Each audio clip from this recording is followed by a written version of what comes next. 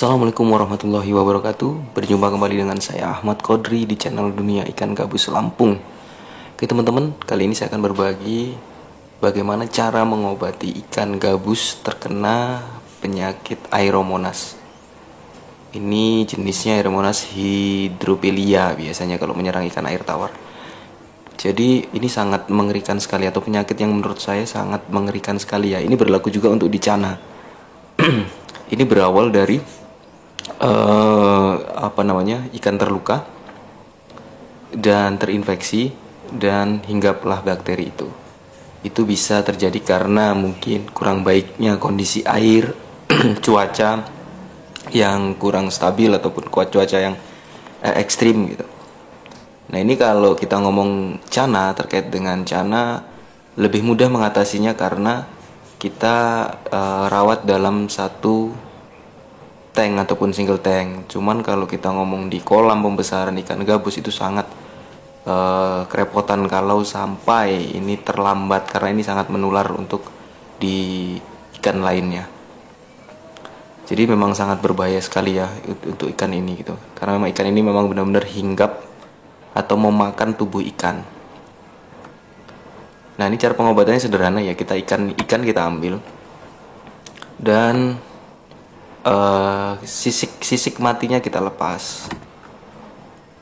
Ini biasanya ikan nggak mau makan kalau seperti ini, dan terlihat secara fisiknya sehat. Maksudnya itu dia seperti tidak sakit, tapi dia terlihat tidak berdiam diri gitu. Karena dia di tank, jadi kecenderungan lebih mudah melihatnya. Maksudnya itu dia bisa bertahan lebih lama. Setelah kita kelupas kulit matinya, kita berikan antiseptik. Ini saya gunakan betadine ya. Dan catatannya ya, jangan mengandung alkohol. Jadi antiseptik yang benar-benar antiseptik, bukan yang mengandung alkohol. Karena di saat ada kandungan alkoholnya antiseptiknya, ya ikan langsung mati seketika juga gitu. Karena memang anti sekali ya tubuh ikan terkena alkohol. Setelah itu kita ya ratakan gitu. Itu tadi terlihat ya ada satu titik yang agak lumayan parah di situ. Setelah kita ratakan, kita diamkan ikan tersebut kurang lebih ya, jangan terlalu lama lah, 3-5 menit. Jadi setelah 3-5 menit baru kita masukkan kembali ke tank. Dan di tank itu ya pastikan airnya kita jaga 2 hari atau 1 hari sekali diganti airnya.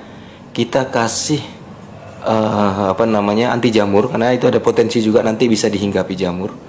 Jadi kita kasih agriflavin dan antiseptik alami. Saya di sini menggunakan bawang putih.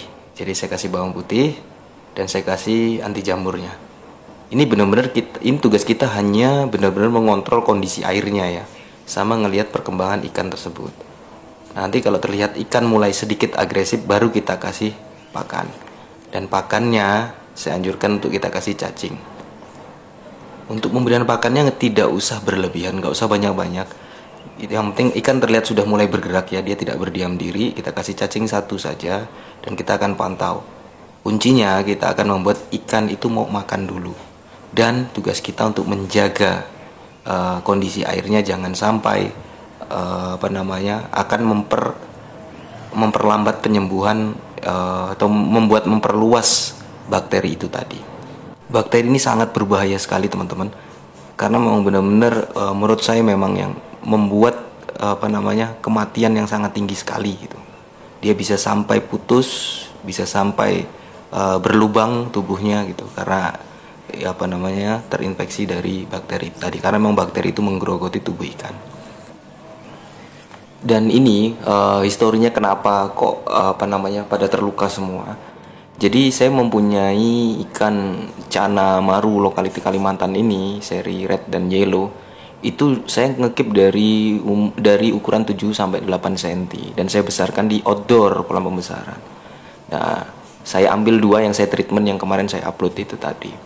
Tetapi apesnya saya, karena kolam itu bersandingan atau berdekatan dengan kolam calon indukan ikan gabus Cana striata. Jadi di waktu hujan kemarin, ikan calon indukan Cana striata yang bobotnya hampir 2 kilo itu lompat menerobos jaring pembatas antara kolam cana maru saya dengan kolam calon indukan ikan gabus cana striata.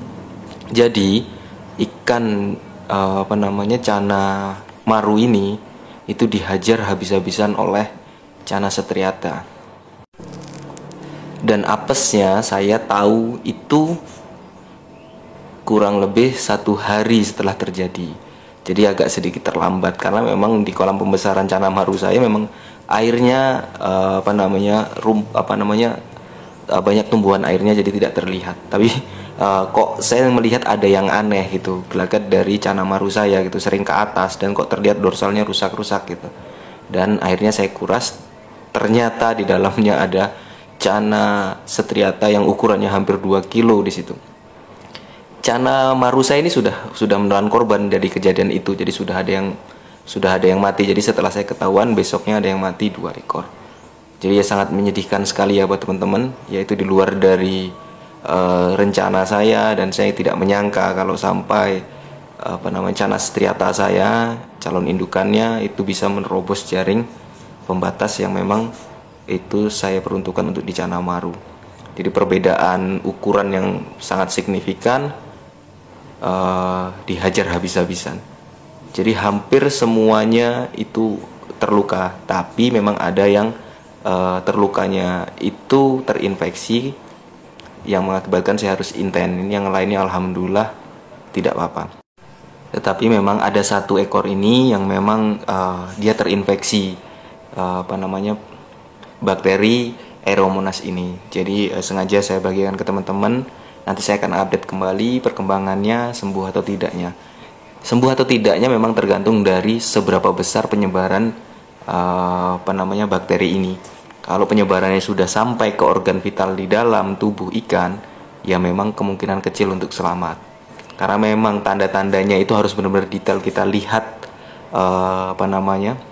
secara detail di bagian tubuhnya. Biasanya tandanya merah-merah. Dan merah-merah itu kalau dibiarkan dia akan membusuk di dalamnya dan mengakibatkan ikan itu benar-benar tidak berdaya. Jadi itu aja teman-teman, semoga bermanfaat. Nanti saya akan update kembali terkait perkembangannya. Tetap semangat. Assalamualaikum warahmatullahi wabarakatuh.